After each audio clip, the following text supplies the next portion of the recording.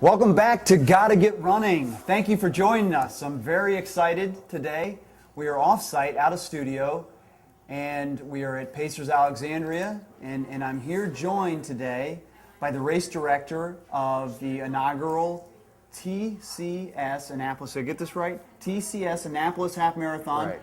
Craig Harrison. Thanks for joining me, Craig. How Hi, are Chris. you? I'm doing great. And yourself? I'm doing great. Thank you so much for joining us. I have run many half marathons, run many inaugural half marathons, some good ones, some bad ones. Really excited. We were just talking a lot about this race, really excited about it.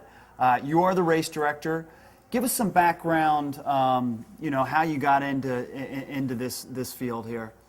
Yeah, I'd like to. And first of all, just to correct you, I'm the co-race director. Co-race director, yes. Because if I said I'm the race director and my wife heard about that I was not, Right. I would be in trouble and Right. stuff like that. But yes, so I am the race director on it. And we do both go by race directors. Yeah. For the 5 years prior to this, Lisa and I were the race directors for the Annapolis 10-miler, which has 5,500 people, and it usually closes out in 2 weeks, that sort of thing. And we looked at what was happening in the dynamics and the funding in the cities. And the mayor, Josh Cohen, he and I were talking one day. I worked a lot to help get him elected. And he said, we used to have $400,000 that we'd give away in donations and grants. Right. And this year we can't even do $200,000 because we're broke like everybody else. Right. So we said, what if we put on a race for you, and we'll have all of the net profits go back to the city. And he said, if you can set it up and do it, that would be great. So I went to the Senator John Astle, who's our politician, senator for 24 years in Annapolis, who was the founder of the Annapolis 10-miler 37 years ago, I might point out, and Speaker of the House of Delegates, Mike Bush, and the other politicians. And I said, would you guys support this? And they jumped on it. And they said, sure, this is the right thing to do, good community event. Sure. It wasn't a lot of commercial people coming from the outside. It was for Annapolis, by Annapolitans putting it on and not a commercial thing. We're a 501c3 through RRCA. And so that's what kind of got this started. And this idea really was hatched over a year ago. Okay. And if you understand the permitting process that I know you do, it's a challenge. Cumbersome, yeah, for sure. And then you throw in a race, and you want to make the race different than other races that are in the area. And so it's come together pretty nicely along those lines. That's great. So we're talking November 19th. November 19th, right. Great time of year. Let's get into the course. So where does it start? And I guess the start and finish is the same spot, right? It is. Yeah. It's one big loop course, but it goes around. It starts and stops at Navy Marine Corps Memorial Stadium. Okay. And it comes down, going through, right down towards the state capitol, and it cuts to Church Circle, and it goes through a couple of the neighborhoods inside of Annapolis that have been around forever, Murray Hill neighborhood, that sort of thing. Then it comes back to Church Circle, and then it goes down Main Street.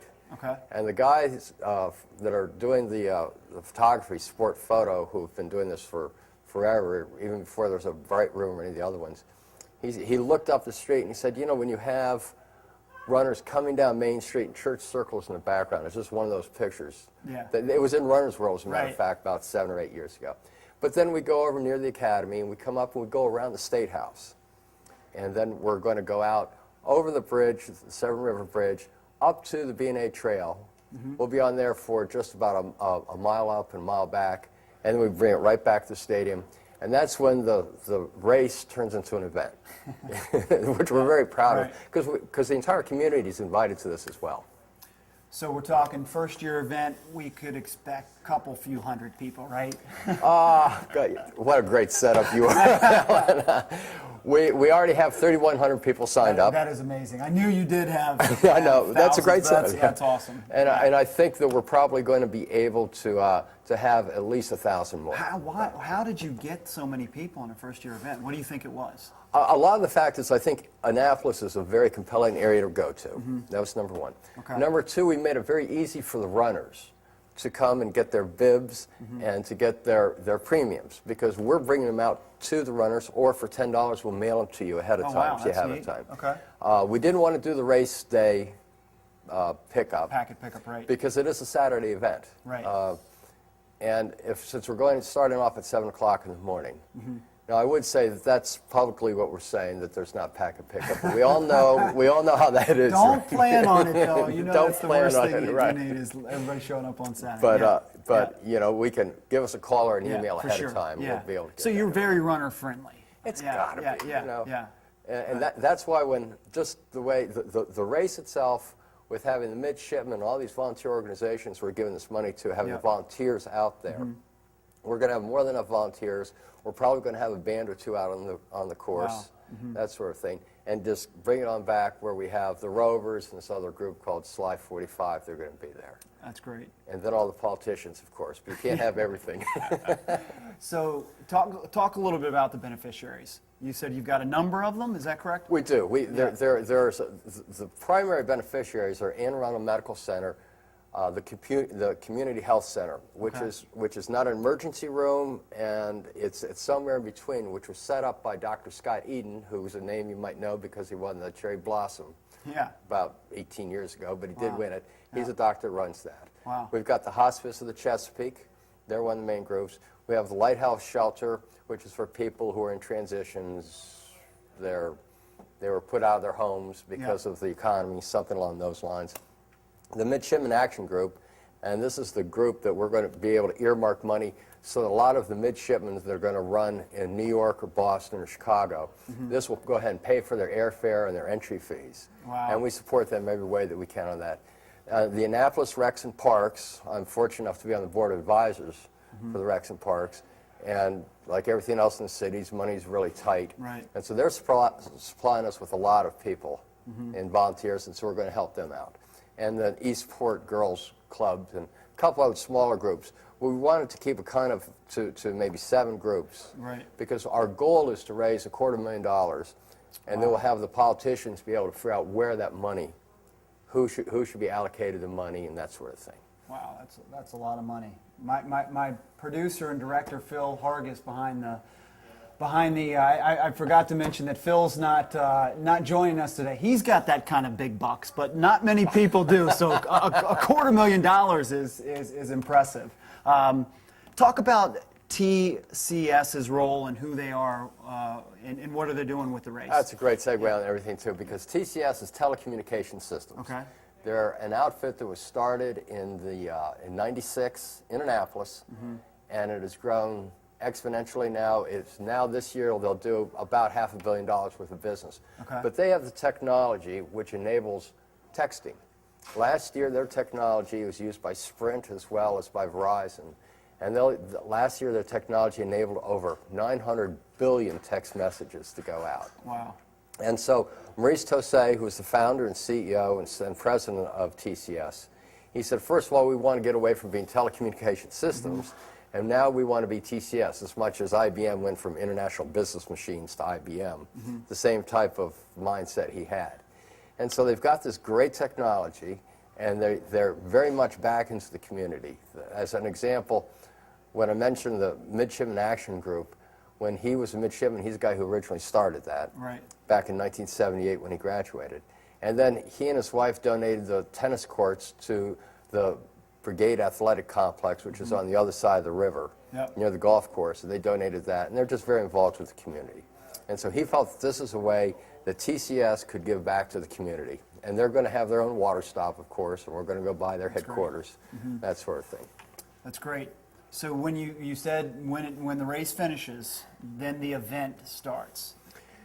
Is that correct? Absolutely. Yeah. This is really an event. It's a community event. Yeah.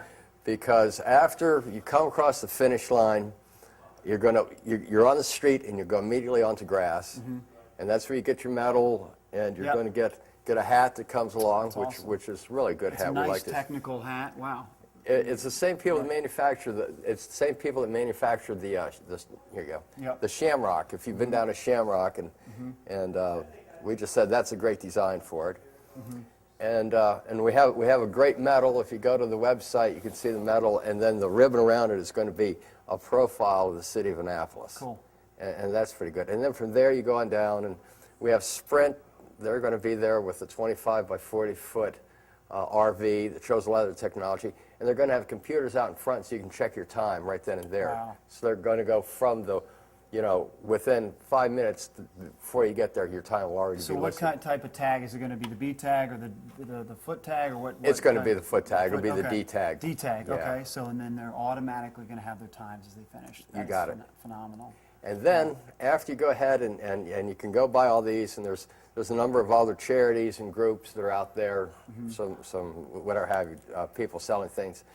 Then you get your breakfast burrito, which we think is important Right. because you're going to be there in November. Let's give them something to that's warm right. up. That's right. And then you go, we have a 60 by 90 foot tent set up, and a group called the Rovers, which is truly a festival group that has played all over the United States at Irish Festival, and they're an Irish fusion band. Wow. And they usually run the races, one of them dressed in his kilt, as a matter of fact. And so they'll go ahead and they're going to play, and we promise that the award ceremony will be no longer than 12 minutes. We've even worked this out, because everybody wants to, and let's get on with it, that sort of thing. And these runners get this. Is this what they get beforehand? They get this when you sign up, and we're either going to mail it out. On, Phil. This is nice. And what this is a Leslie Jordan, and she recommends this. We've got our logo on the front of it. Yep. And it's got reflective tape on it. It has a lot of mesh in here. And then also in the back, this year we have the inaugural and the date on it. It's great. So, Yeah, I mean, it definitely, you can tell there's a lot of value. I mean, there is a lot of competition out there for races. So for an You bet. inaugural event to get, 3,000 people plus, that's doing something.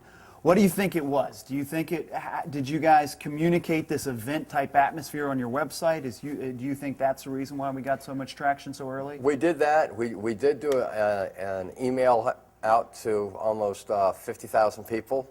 We said, here it's coming from, Yeah. and that gave us some response. The people from TCS did a marvelous job in putting together these posters, Yep. which we put in a lot of different places, talk a little bit about it. And so we've gotten that out as much as we could. In addition, we also have these cards that, a little bit, same as the Describe the event. poster, and then on the back. And so that Yeah. gives you a little bit too. And it's just, people find out about it, and they get the perception that this has been well thought out. It's going to be runner friendly, Yeah. and it sounds like a good time. It is the day before Philadelphia. Yeah. We can appreciate that, Yeah. but not everybody's. A lot of people, they're close to that marathon. It's like, Yeah. or else they've already done their Marine Corps or their Richmond. and it's like, let's go and have let's a do party. another one, right, Yeah, right. let's just do a half, have Yeah. a good time, and enjoy it. Yeah. And I think that that's an important thing, that sometimes runners take themselves awfully serious. I know. And it's good to relax a little bit. Right.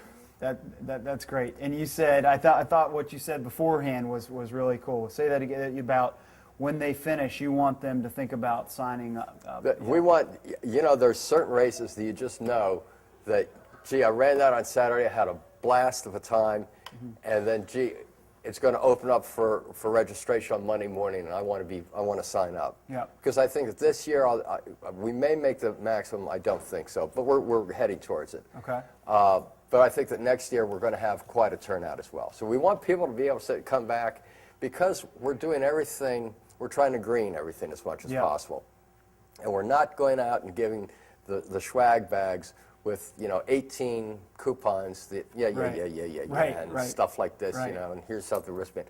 What it is, everything is going to come in a electronic, a virtual swag bag, yeah. and it's going to be for all of the restaurants and for different areas around Annapolis. And it's not good for just that day. Come in with this code, or go ahead and with your bib, you can get. There's some places that are talking about a very deep discount on Right. adult beverages for some Right, time. right. Which will also be at the finish as well, with your burrito, right? There's nothing like a B&B. Yeah. B&B for us is beer and burrito, by the way, which we right. have in the morning. I'm going to put you on the spot here, a few questions. So there has been some challenges, I'm sure. Our viewers are looking at this saying, I could put a half marathon, inaugural half marathon, 3,000 people that Craig could do. I'm going to do this, but I'm sure there's been some challenges along the way, because it's been a year-long process, right? Oh, Chris, and because you've Yeah. been involved with too many races. Yeah. Within the city of Annapolis, the jurisdictions that we had to make sure would buy off in this and give us permits were the city of Annapolis and Arundel County. then the Department of Defense, State Highway Administration, and then we had to go ahead and get Wow. all of the NAAA. They had to buy in on it. So do all these different jurisdictions, do they talk to each other? Do the state highway police talk to the Annapolis police? And They really do, but Yeah. it's a funny thing about, are you going to be the first one to sign off on the permit? I'm not going to be the first one to sign, you know. And so we've done it since we did the B&A and the A10 as race directors. We know them well enough. Right, sure. That we want to go to different parts of Annapolis, and the police kind of said, oh, no. Yeah, right. Close, but not quite right. Right, Here's right, where you should right. go. And so if you know how to work with them, Right. it's like anybody in the government. If you know how to talk with them, Yeah. give them the respect that they're due, because I wouldn't want to do their job Right, constantly. no It's doubt. a tough job, you know. No doubt, no doubt. Especially when you start talking about having EMS. Yep. We're fortunate that we've got a medical tent, that we've got Dr. Scott Eden, as I mentioned earlier, and also another doctor, Bill Tam.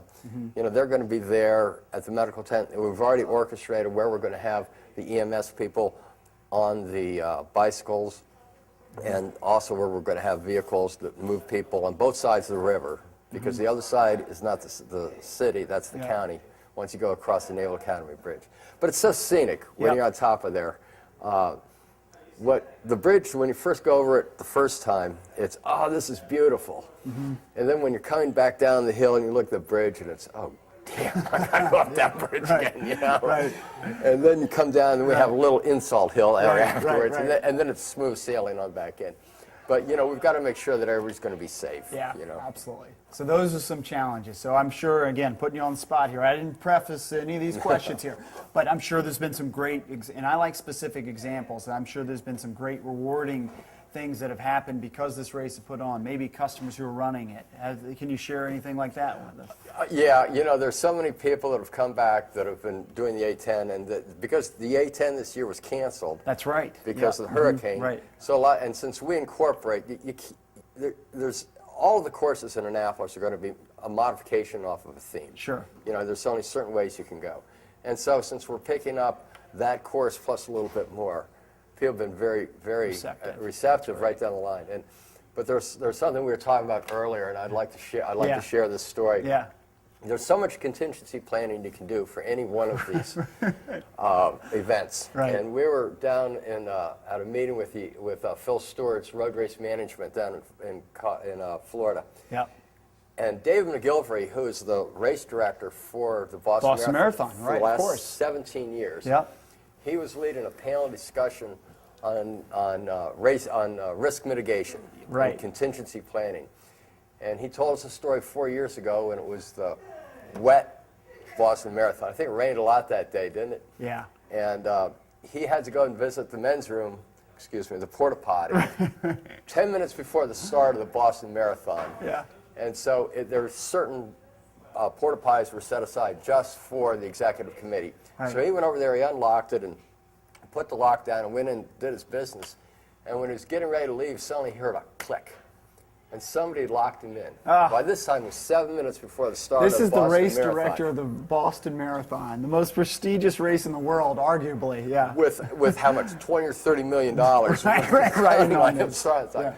And so he's got his two-way radio, which Yeah. you always have with you, and he picks it up and he goes, rah, and it slips and drops into the poo. And so he doesn't have time. He's got a cell phone, but who do you call? So he's banging on it. And finally, one of the policemen let him out with about 2 minutes left to go. And so he runs up there and he's able to start the race. But anyway, so no matter what happens, you can plan everything to the nth degree. Yeah, and you mentioned before, and that's a great story of why it is difficult. There is all these surprises that can happen, but one of the things you said, no surprises is what you hope for. That's right? always been our goal. Yeah. You know, and as long as people know what to expect, and that goes for the neighborhoods as well as for the runners. You know, you say this is what it's going to be, and you hype it up, but you never want to set it too high, so you always want to exceed their goals. Right. And that's why we were talking earlier about how you take the time, a pace thing of, hey, here's the runners at 5:20 pace, and here are runners at 15-minute pace.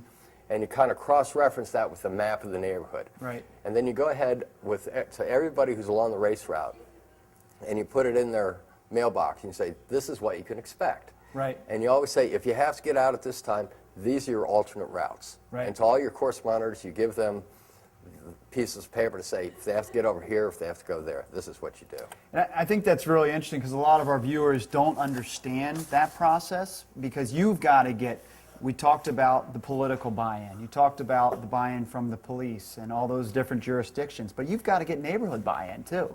Have they been receptive? Absolutely. It's great. You know, and it helps as long as you go ahead, you know, 4 months and 6 months ahead of time, Right. you speak with the alderman, Right. and you speak with the people on the route, and you go to community meetings, and you say, what do you think? How can we do this better?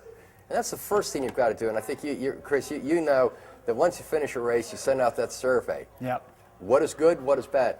And I think we put on a good race, but I really want to know what we can do better Right. on every one of Yep. them. That's the most important feedback you can get. Right.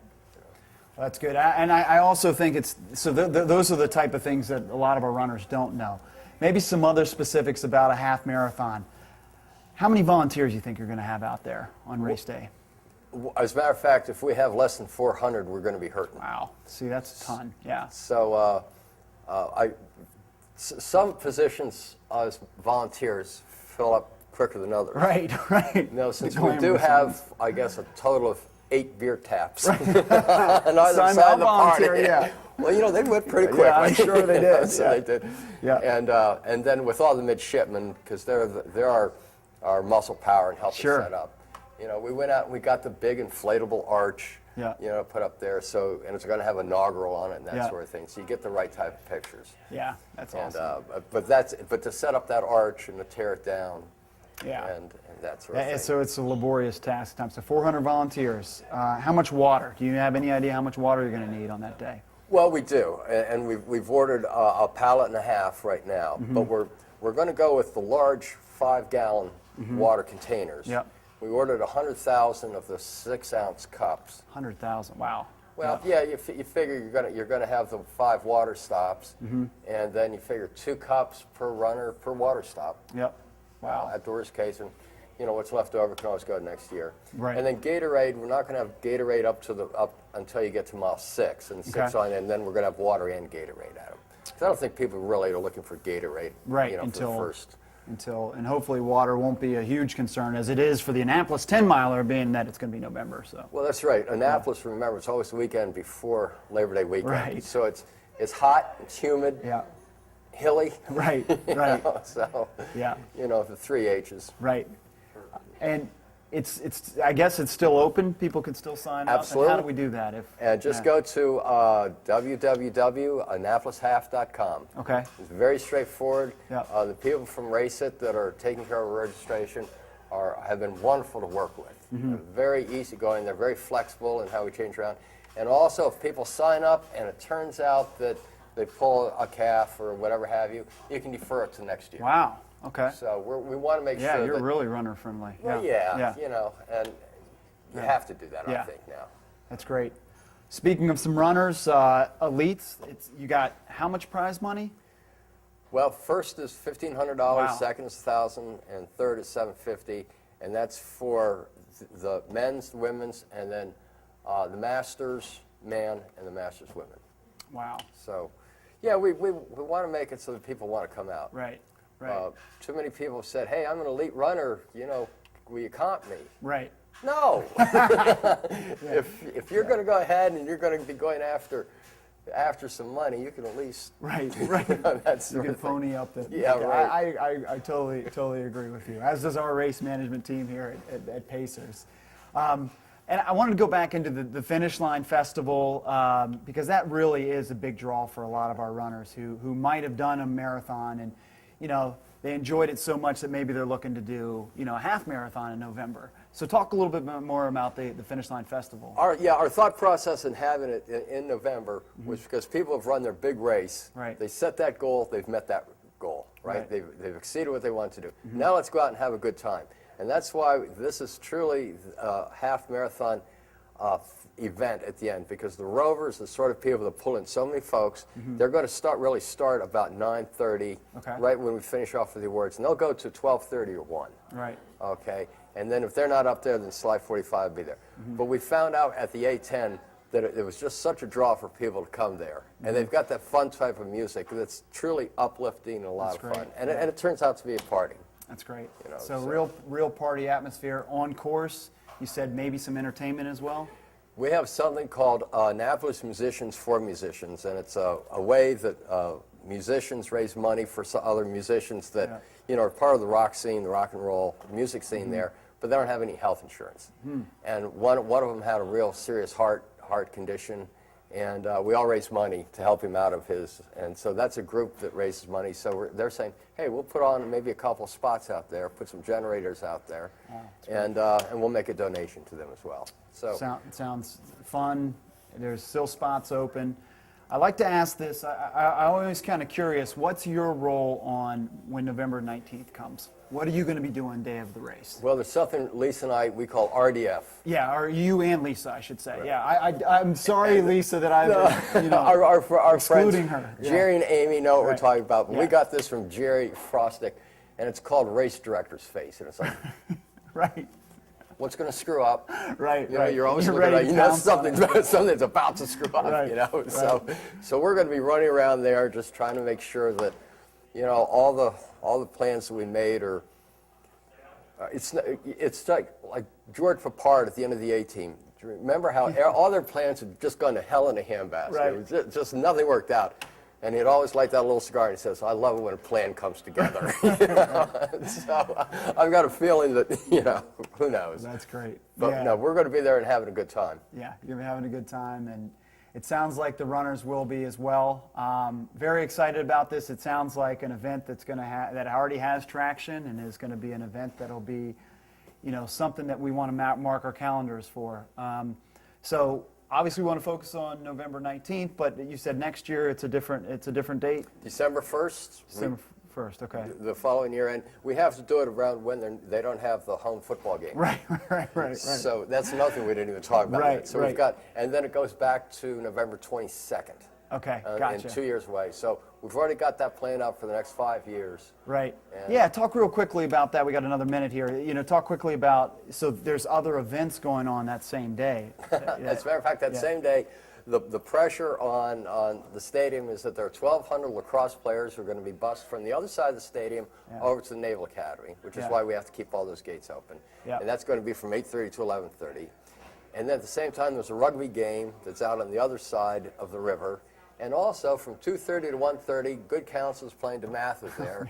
And that is one heck of a tailgate, they tell me. I don't know. I didn't go there, but they say it is. So there's just, as always, for any race director, a lot of moving pieces, but it sounds like you're managing them all very well. Very much looking forward to the event. That's Craig Harrison. Thank you so much for joining me, Craig, and I look forward to November 19th. I appreciate it. I hope to see you and some of your folks from the Pacers out there. Absolutely.